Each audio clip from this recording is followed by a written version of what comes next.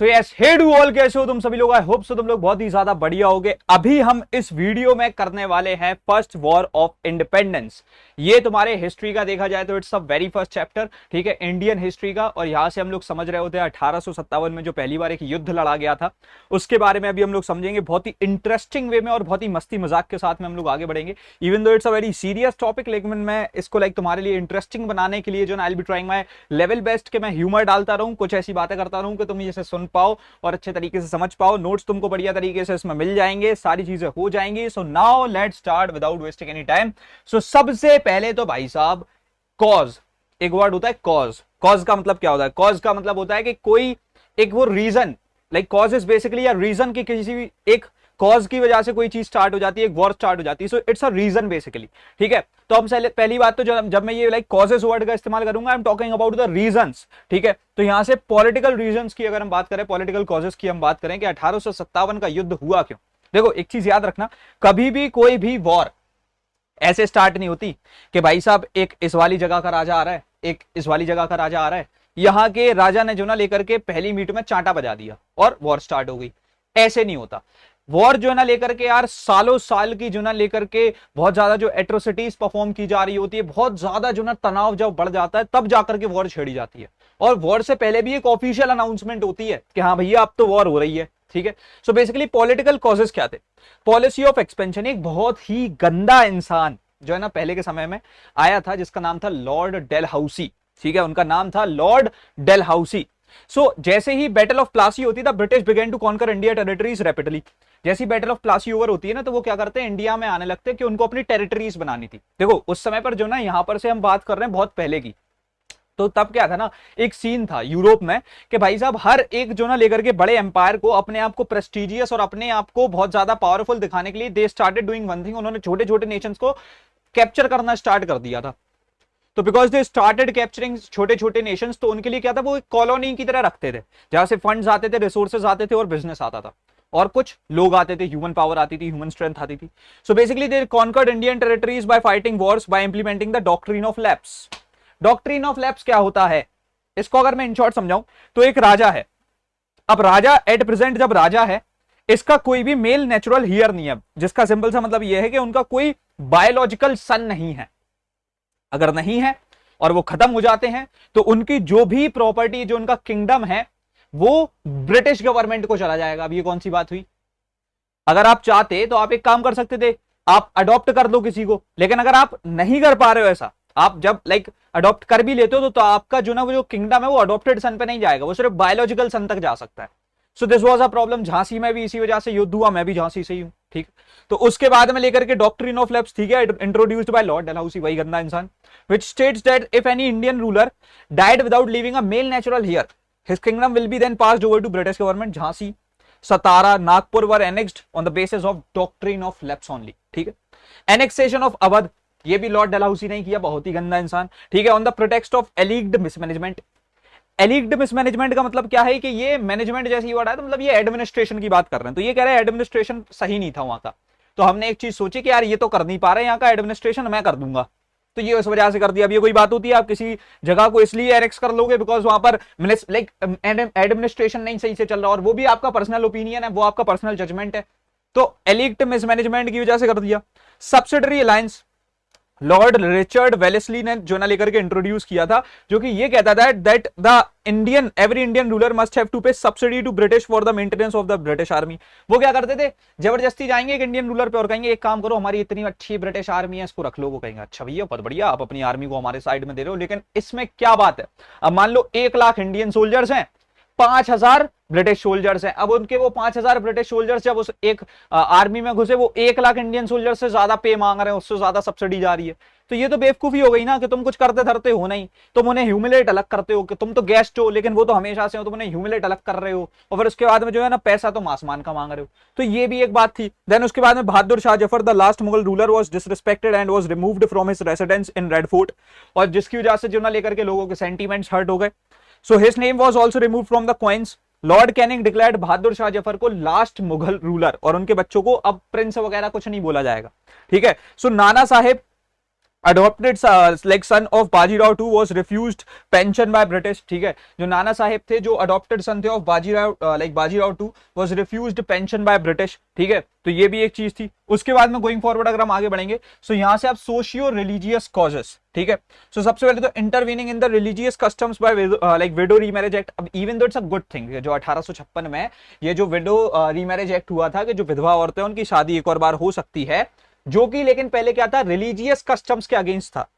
तो यार देखो क्या है ना, इंडिया में एक ऐसी चीज है कि आप लोगों के किसी भी चीज को विरोध कर दो, लेकिन उनके धर्म को लाइक उसमें विरोध ना करो, उसमें आप इंटरवीन नहीं करो, उसमें आप इंटरप्ट ना करो.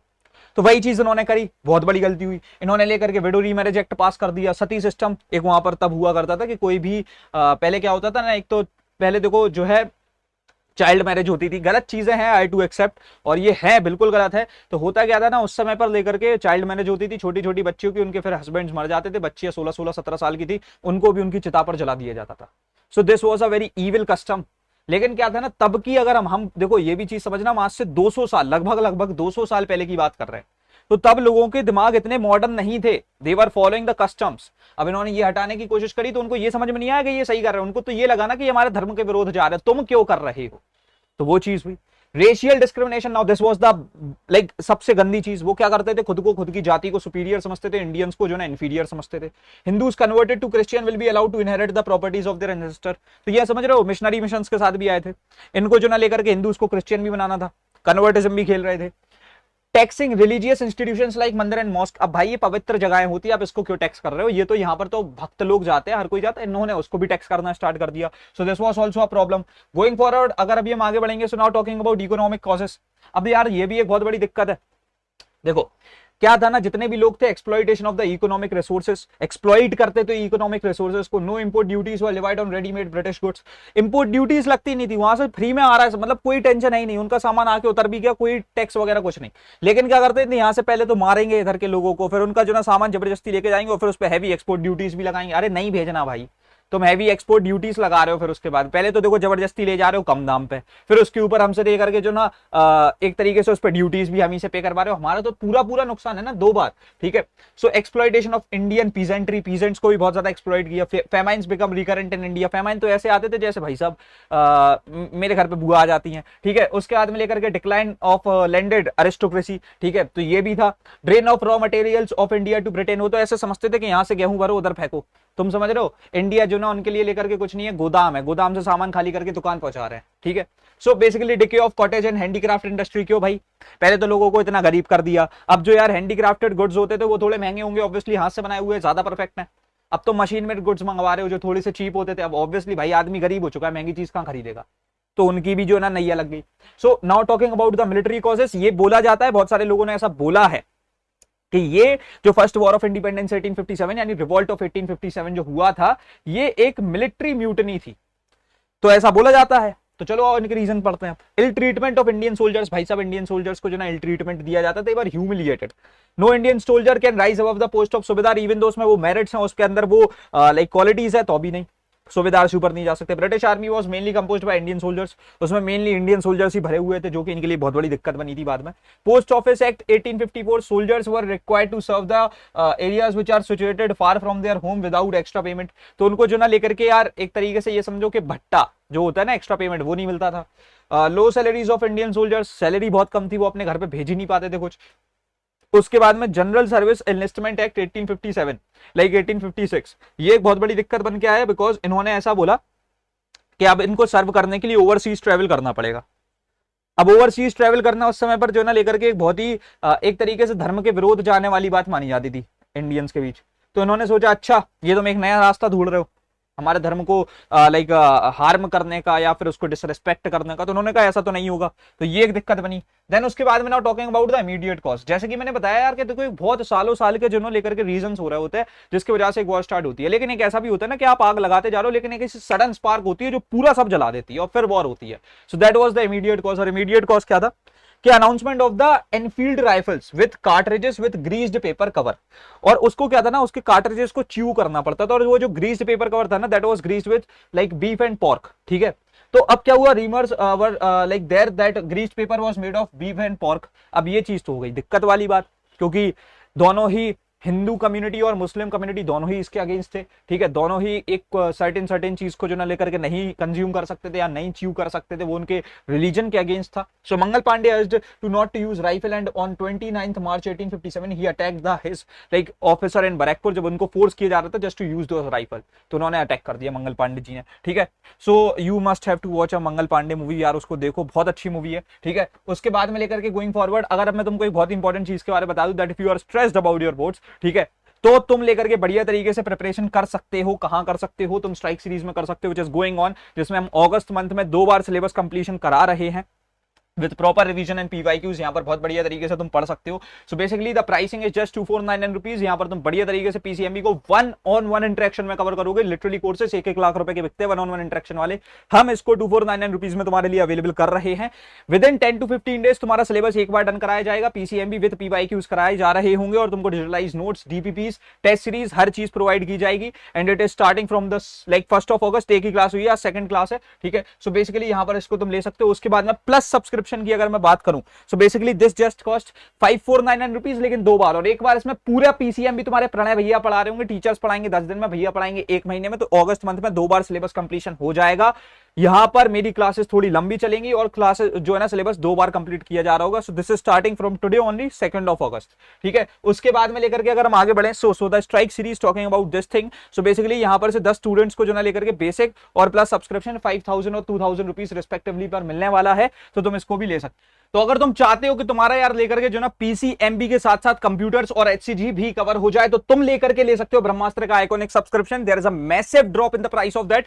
ये 9000 रुपीज से 6499 पर आ चुका है, includes the plus subscription of strike which will actually help you a hell a lot. उसके बाद में इसमें लेकर के तुम्हारे को कोड इज इजी का लेकर के 2000 वाला सब्सक्रिप्शन फ्री है, पूरी ई बुक्स फ्री है, इसमें एक डिटेल्ड लेक्चर सीरीज 4000 वाली फ्री है, जिसमें तुम बढ़िया तरीके से पूरे डिटेल में भी पढ़ सकते हो।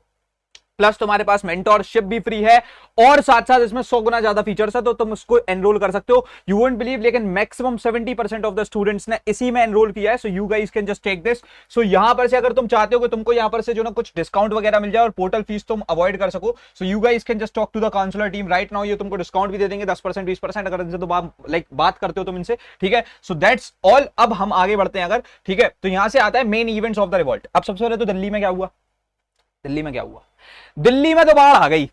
दिल्ली में जो ना लेकर के अभी बोटें चल रही हैं, ठीक है, 340 झील बन गई हैं दिल्ली में। हाँ, तो यहां पर से लेकर के दिल्ली में the sipahis of Meerut were joined by the local soldiers of Delhi, ठीक है। जितने भी लाइक सिपाहीज थे, मतलब सिपाही, ठीक है, बेसिकली दैट इज मेरठ के, वो दिल्ली के सोल्जर्स को उन्होंने ज्वाइन किया। They killed many British officers and declared Bahadur Shah Zafar as the leader of the revolt.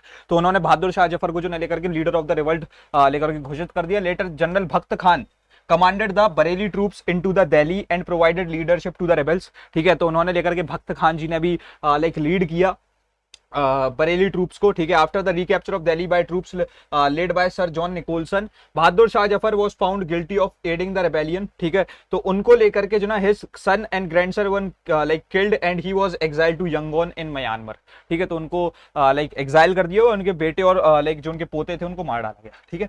सो इसके बाद में अवध की अगर हम बात करें, so on 30th May 1857 a great rising took place in Awadh. With the next few days, the whole of Awadh was captured by the rebels. ठीक है, the leader of the revolt in Awadh was Begum Hazrat Mahal. After the city was recaptured by the British, तो जो वहां पर से like Begum Hazrat Mahal थी वो वापस नेपाल भाग गई। उसके बाद में कानपुर की बात करें, so the revolt in Kanpur was led by Nana Sahib. A large number of Englishmen, women and children were captured and killed by the infuriated mob. Nana Saheb was defeated by the British in December 1857 और इनको भी जो ना लेकर के ये भी again Nepal भाग गए और वेयर वो उनकी लाइक मौत भी हो गई। उसके बाद में गोइंग फॉरवर्ड, अभी इसके बाद झांसी की बात करते हैं। झांसी से मैं हूं। So basically in Jhansi the revolt was led by Rani Lakshmibai. वो state was annexed by the Lord Dalhousie on the basis of doctrine of lapse. यहां पर लगाया गया था। 1857 जून में the English had lost control over many parts of Jhansi when the English forces under Hugh Rose led a siege to the fort of Jhansi. Lakshmibai fought against the English troops, और तुमने शायद से मणिकर्ण का मूवी देखी भी होगी। उसके बाद में लेकर के when it became impossible for her to hold the fort any longer she escaped to Kalpi with lightning speed. Then उसके बाद में at Kalpi she was joined by another remarkable Indian leader Tatya Tope, the commander of the forces of Nana Saheb. Both marched to Gwalior, ठीक है। तो ग्वालियर में भी जो लड़ाई हुई थी और उसके बाद में जहां ग्वालियर में लाइक लड़ाई हुई। Rani Lakshmibai fell to the large number of British troops and was killed. ये एकदम गलत बात है, ठीक है। ये हमारे यहाँ की हिस्ट्री जो ना गलत तरीके से लिखी जाती है। वो मारी नहीं गई थी, उन्होंने खुद को जो ना एक तरीके से अग्नि समर्पण कर दिया था, उन्होंने खुद को आग लगा ली थी एक तरीके से, ठीक है। So Tatya Tope manage to escape but he was later captured and killed by the British troops, ठीक है। उसके बाद में गोइंग फॉरवर्ड आगे बढ़े। So some other centres of the revolt were Bareilly, Arrah Bihar में। In Bareilly the revolt was led by Khan Bahadur Khan, और बिहार में जो ना लेकर के कुंवर सिंह, ठीक है, कुंवर सिंह भी बोल सकते हैं, ओल्ड जमींदार, उन्होंने लेकर किया था। Maulvi Ahmadullah led the revolt in Faizabad, ठीक है। अब उसके बाद में लेकर के हम अगर आगे बढ़े, सो consequences ऑफ द रिवॉल्ट, तो यहां पर से the revolt of 1857 was brutally suppressed bye the British. The revolt like brought far reaching effects on India's social political life.